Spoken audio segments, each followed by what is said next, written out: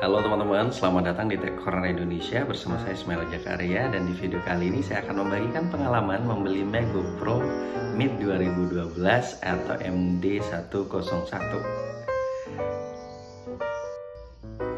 Sebelum lanjut, mohon bantuan teman-teman ya untuk subscribe channel ini dengan mengklik tombol subscribe dan juga mengaktifkan loncengnya, jadi teman-teman tidak akan ketinggalan kalau ada video-video terbaru dari Tech Corner Indonesia.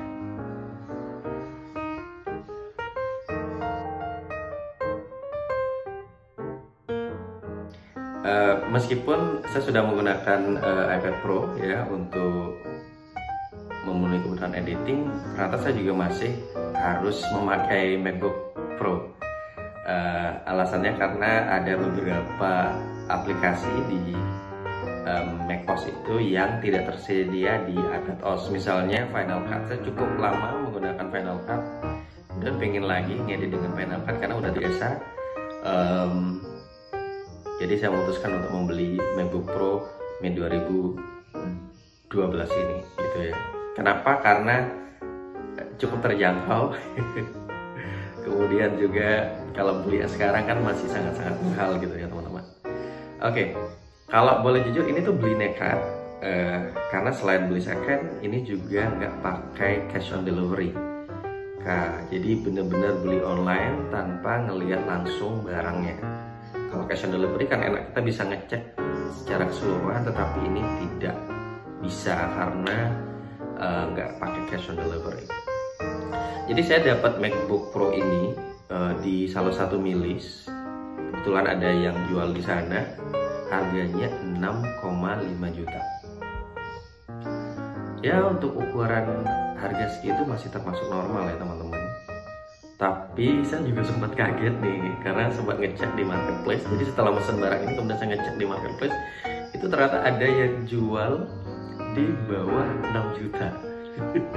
Jadi benar-benar agak-agak shock, sempat menyesal gitu ya. Tapi ketika MacBook ini benar-benar udah di tangan, saya ternyata puas ya. Kekecewaan tadi ya, sedikit penyesalan tadi hilang. Dan saya boleh bilang ini adalah salah satu pengalaman membeli barang second secara online yang sangat menyenangkan dan sangat memuaskan. Kenapa? MacBook yang saya beli ini itu sudah boleh dibilang seperti baru, gitu ya. Jadi MacBook yang saya beli ini boleh dibilang seperti baru, masih sangat-sangat mulus. Ya kalaupun ada lecet, kita hanya berupa goresan kecil ya di bagian bawah MacBook. Selebihnya mulus dan nggak ada penyok sedikit pun. Saya udah cek semua sisi, mulai dari sisi kiri, sisi kanan, sisi bawah depan, sisi bawah belakang, kemudian bagian belakang LCD, bagian bawah itu bener-bener mulus banget. Bener-bener bikin kita kayak, aduh ini kok beli baru gitu ya. Kemudian juga tombol on off-nya berfungsi. Port-portnya mulai dari port charger, kemudian port USB, port card reader, kemudian juga jack audio itu berfungsi dengan sangat-sangat baik. Ini salah satu kepuasan lainnya gitu ya. Layar juga tadi nggak ada dead pixel, kemudian keyboard juga sangat-sangat enak, masih sangat berfungsi, nggak ada yang mati juga. Nah, hal lain yang membuat saya juga semakin puas adalah MacBook Pro yang saya beli ini sudah menggunakan SSD 250 GB, itu merek Samsung. Ya, jadi kalau kita beli sekarang itu harganya masih di atas 600-an ribu. Kemudian memori yang dipasang itu juga bukan 4 GB lagi seperti yang ada di MacBook kalau kita beli dengan rate sekitar 6,5 juta tadi. Melainkan ini udah 8 GB. Kalau kita beli ya masih sekitar sejutaan lah untuk harga memory card 8 GB. Nah, yang lainnya yang bikin saya juga senang dan puas banget adalah baterainya. Jadi ini baterainya masih sangat bagus banget. Cycle count-nya itu kurang dari 150. Jadi ini tuh item yang kita bisa cek atau fitur di MacBook yang kita bisa gunakan untuk mengecek sejauh mana sih usia baterai dan juga kualitasnya. Makin tinggi makin berkurang kualitasnya, dan kalau udah di atas 1000 itu udah baiknya diganti gitu. Jadi ini masih sangat-sangat baru. Kalau saya tanya ke pihak penjual, alasannya karena dia jarang pakai. Sejak beli 2013 di Australia itu jarang dipakai dan banyak kan menggunakan Windows, jadi lebih nyaman di Windows dan jarang menggunakan MacBook ini gitu. Nah pasti teman-teman penasaran nih, kok bisa gitu ya dengan harga segitu tapi dapat produk yang cukup bagus. Emang ini nggak ada boxnya ya teman-teman, hanya unit dan chargernya juga ternyata ori ya, termasuk yang benar-benar original juga, jadi nggak KW, sehingga ya nggak apa-apa lah nggak ada boxnya, karena saya juga nggak akan jual lagi, sepertinya ini bakalan dipakai untuk kebutuhan yang lama. Oke, balik kenapa ini bisa teman-teman. Oke, saya akan membagikan tipsnya bagaimana kemudian kita bisa membeli barang second secara online tapi dapat kualitas yang bagus. Pertama, kalau bisa nih usahakan cash on delivery sebenarnya. Meskipun beli online, kalau misalnya bisa ketemu secara langsung, bisa cash on delivery, itu akan jauh lebih baik. Jadi dengan begitu teman-teman nih akan punya kesempatan yang lebih banyak untuk memeriksa secara menyeluruh ya barang atau produk yang akan teman-teman beli. Jadi benar-benar sepuas-puasnya bisa ngecek, bisa ngeliat kekurangan dan sebagainya.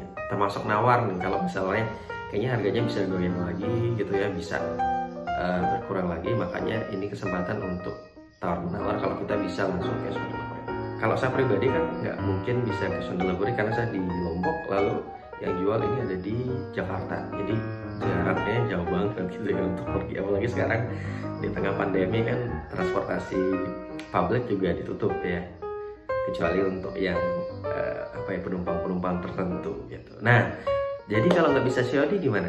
Oke, maka kalau nggak bisa cash on delivery, yang dibutuhkan adalah komunikasi yang baik atau komunikasi yang bagus, terutama kita berharap nih dapat penjual yang kooperatif dan juga jujur gitu.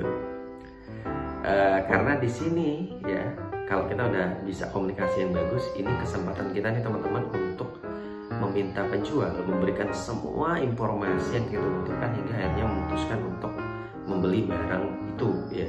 Kalau pengalaman saya kemarin, penjualnya itu kalau ya pengalaman saya sebenarnya penjual itu akan dengan senang hati nih memberikan informasi yang kita minta, baik itu berupa foto atau video produk jualannya.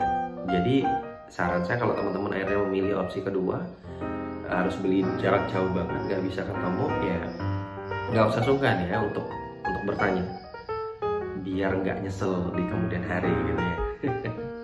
Oke, jadi kalau misalnya kemudian pakai cara yang kedua, nggak bisa cash on delivery, itu teman-teman bisa mulai dengan menanyakan kelengkapan barang. Tapi sebenarnya tanpa ditanya, itu biasanya pedagang atau penjual itu sudah mencantumkan kelengkapan produk mereka di lapak jualan online mereka, termasuk juga biasanya ada foto-foto gitu ya. Tapi sebenarnya kalau meskipun sudah ada foto-foto, teman-teman nggak apa-apa nih untuk minta lebih banyak lagi gitu ya. Bisa meminta foto yang lebih detail lagi, bahkan bisa semua sisi. Kadang kan hanya beberapa foto, nah kalau ini bisa minta semua sisi, di pinggir, bawah, atas, semua minta foto gitu ya. Kalau bisa minta di videoin juga, oke, pinggir dan semuanya. Selain foto, teman-teman juga bisa sekali lagi minta video ya untuk mengecek fungsi-fungsi yang tadi, misalnya fungsi speaker, fungsi port, kemudian juga kamera misalnya, layar, itu minta semua bisa ya. Ini untuk memastikan benar-benar barangnya kayak gini dan aman gitu ya. Kalau misalnya ada masalah yang ditemukan, jangan sungkan untuk dikonfirmasi lagi ya, karena kadang tidak sedikit pedagang atau penjual itu yang bilang lecetnya sedikit gitu ya di deskripsi produk gitu, tetapi setelah dilihat secara detail misalnya di foto atau di gambar itu ternyata cukup mengganggu ya, ternyata gede banget misalnya gitu, dannya tipis misalnya, tapi ternyata setelah dicek, ternyata bener-bener penyok gitu misalnya. Nah, jadi kalau misalnya teman-teman ngelihat nih pas dicek foto-foto yang dikirim itu ada yang kayaknya mengganggu, ada yang perlu dikonfirmasi, dikonfirmasi langsung aja gitu ya, nggak usah sungkan gitu. Tepatnya sih kita harus cerewet gitu ya teman-teman, jangan main terima saja, jangan pasrah saja gitu ya. Ya karena cerewet di awal itu bakalan jauh lebih baik dibanding kemudian di belakang kita banyak komplain begitu. Kenapa saya menyarankan untuk tadi minta gambar, minta video, dan ini mungkin juga udah banyak dilakukan oleh teman-teman yang biasa beli barang second gitu ya. Itu bakalan bisa juga jadi bukti ya, terutama misalnya nih kalau kita udah terima barang kemudian ternyata tidak sesuai dengan foto atau video yang dikirim ya, jadi kita bisa komplain. Oke. Nah kalau misalnya belum puas, kayaknya belum, aduh aku udah nanya ini itu tapi ternyata memang belum ada belum yakin banget ya. Bisa juga misalnya minta serial number dari MacBook yang akan kita beli. Ini biasanya pedagang juga sudah melampirkan atau menaruh foto detail ini di lapak mereka ya. Kenapa juga saya sarankan untuk mengecek serial number ini untuk memastikan apakah produk ini original ya, atau dia itu rekondisi. Jadi original maksudnya emang barang dibeli dari awal dan belum diapa-apain, atau rekondisi itu kayak ya menggabung produk gitu ya, menggabung part-part dari sebuah produk jadi satu ya. Ini banyak sebenarnya terjadi di handphone gitu ya. Nah, kemudian jadi setelah semua dicek dan teman-teman sudah merasa cukup dengan semua detail ya, mulai bisa coba tawar lagi sekali lagi gitu ya, apakah bisa digoyang-goyang lagi atau turun lagi gitu ya harganya ya. Biasanya tipis ya, nggak akan dapat potongan harga yang banyak ya. Kalau memang nggak bisa turun lagi atau kemudian teman-teman juga udah aman, nggak keberatan, silakan deal langsung aja, oke siap bayar gitu ya. Nah karena ini nggak cash on delivery, nggak bayar di tempat gitu ya, maka saya sarankan teman-teman untuk transaksi itu untuk transaksi via marketplace ya. Ada banyak banget marketplace, ada Tokopedia, Bukalapak, Shopee, apalagi ya, pokoknya banyak yang bisa teman-teman gunakan ya. Kenapa saya sarankan untuk menggunakan marketplace ya? Ini biar aman, nggak ada keraguan gitu ya, dan aman dari tipu-tipu gitu. Jadi jangan langsung transfer teman-teman. Jadi kalau misalnya pedagangnya bilang mas transfer aja langsung, sebaiknya jangan langsung, mending tawarin via marketplace ya, kecuali kalau memang pembelinya punya reputasi bagus. Saya punya beberapa pembeli yang reputasinya bagus, saya sempat cek barang dan juga transfer langsung dan aman ya. Tapi saya sarankan sekali lagi pakai marketplace ya. Misalnya tadi seperti saya bilang Tokopedia, Bukalapak, Shopee juga gitu ya, Lazada dan lain-lain. Kenapa tadi lagi menggunakan marketplace? Jadi kalau kita pakai marketplace itu ketika kita transfer biayanya atau ketika transfer uangnya gitu, itu nggak akan langsung diterima oleh penjual, tetapi duitnya akan di-keep dulu oleh marketplace-nya sampai barangnya tiba di kita gitu ya. Jadi kalau misalnya ketika setelah kita terima barang lalu ternyata ada masalah, nggak sesuai dengan apa yang udah kita komunikasikan sebelumnya, misalnya ada penyok, ada dan yang parah atau nggak berfungsi misalnya, maka kita bisa komplain. Ya di situ tadi kenapa saya suruh atau saranin teman-teman untuk minta foto, minta video dan sebagainya gitu ya. Nah kalau misalnya kemudian komplainnya bisa diselesaikan, entah itu ganti unit atau potongan harga misalnya, nah itu baru kita bisa menyelesaikan transaksi dan duitnya akan ditransfer ke akun penjual tadi. Jadi benar-benar aman, benar-benar duit kita di-keep atau disimpan dulu sampai benar-benar kita udah menyelesaikan transaksi. Jadi kita nggak perlu was-was, kita nggak bakalan khawatir ditipu, kita nggak bakalan khawatir ya karena kan banyak banget penipuan-penipuan di online yang menurut saya tuh bangsat banget ya. Jadi mending tadi pakai marketplace kalau memang nggak bisa cash on delivery, begitu teman-teman. Terserah ya apakah kemudian akan dipakai atau enggak. Ya mungkin saya udah saranin teman-teman. Yang pasti terima kasih buat kamu yang udah nonton. Semoga videonya bermanfaat. Have a nice day. Jangan lupa buat subscribe, share, komen, dan like.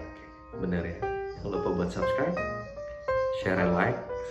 Jangan lupa buat subscribe, komen, share, and like channel ini. Have a nice day. Selamat berbelanja, tetap hati-hati, dan stay safe. Bye.